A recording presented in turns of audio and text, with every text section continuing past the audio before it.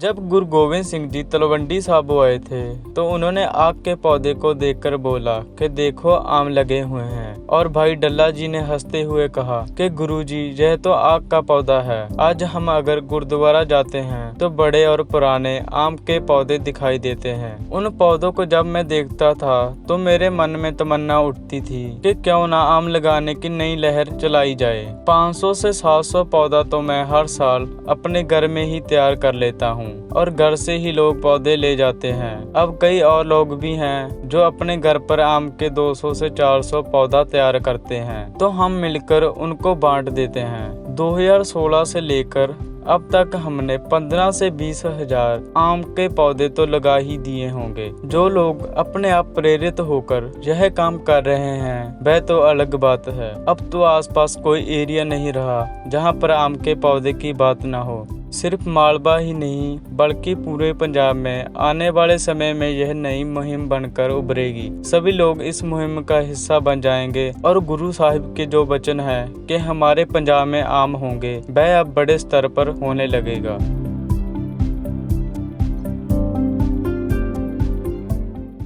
ਜਦੋਂ ਗੁਰੂ गोबिंद सिंह तलवंडी साबो इथे आए, जब गुरु गोविंद सिंह जी पंजाब तलवंडी साबो में आए तो वह आग के पौधे को देखकर बोले कि देखो आम लगे हुए हैं। तो भाई डल्ला जी हंसकर बोले कि गुरु साहिब यह तो आग का पौधा है। और गुरु जी ने बोला कि यहाँ की धरती जरखेज है, यहाँ पर तरह तरह के फल होंगे। और आम का उन्होंने विशेष तौर पर जिक्र किया था। और आज हम अब अगर तलवंडी साबो के गुरुद्वारा साहिब जाते हैं तो वहाँ पर बड़े और पुराने आमों के पेड़ दिखाई देते हैं। मैं जब उन पेड़ों को देखता था तो मेरे मन में तमन्ना होती थी कि क्यों ना आम के पौधे लगाने की नई लहर शुरू की जाए। जब हम आम लगाने की बात करते थे तो लोग हंसते थे। उनको लगता था कि हमारे एरिया में आम नहीं उग सकता और मानते थे कि सिर्फ दुआबे में ही आम उगते हैं। फिर मैंने आम का पौधा लगाकर देखा, लेकिन वह 1 साल के अंदर खराब हो जाता था। फिर मैंने इस चीज के कारण को ढूंढा और मुझे पता लगा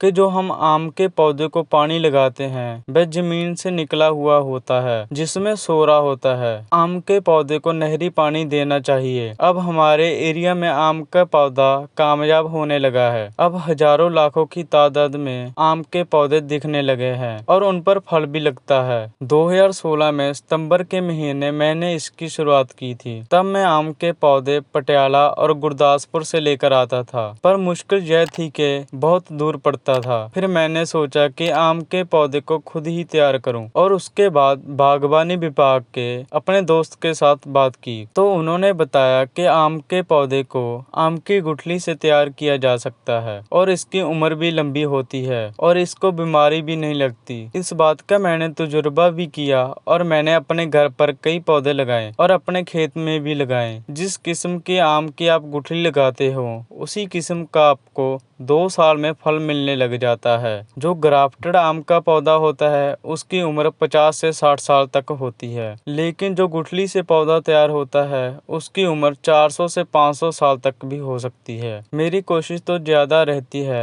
लेकिन 400 से 500 आम के पौधे तो मैं हर साल अपने घर पर ही तैयार कर लेता हूँ। मैं फेसबुक पर पोस्ट डाल देता हूँ और लोग मेरे घर से ही आकर पौधे ले जाते हैं। कुछ लोग होते हैं जो अपने घर पर पौधे लगाते हैं और बाकी हम मिलकर आम के पौधों को लोगों में बांट देते हैं या उन्हें शहर के पार्क में लगा देते हैं। हमारा टीचा यह होता है कि हम 4000 के आसपास आम के पौधे हर साल लगाएं। 2016 से लेकर अब तक हमने 15 से 20 हजार आम का पौधा लगा दिया होगा। जो लोग हमें देखकर प्रेरित होकर पौधे लगा रहे हैं वह अलग बात है। बहुत लोग मुझसे पूछते हैं कि आपके पास इतनी आम की गुठलियां कहाँ से आती हैं। हम घर में तो 2-3 किलो से ज्यादा आम लेकर नहीं आ सकते, तो इसलिए मैंने जूस बनाने वाली दुकानों पर कह रखा है कि वह आम की गुठली और खराब आम हमें दे दे और मैं उनको सुखाकर फिर इसमें आम के पौधे तैयार कर लेता हूँ। पहले जो हमने पौधे लगाए थे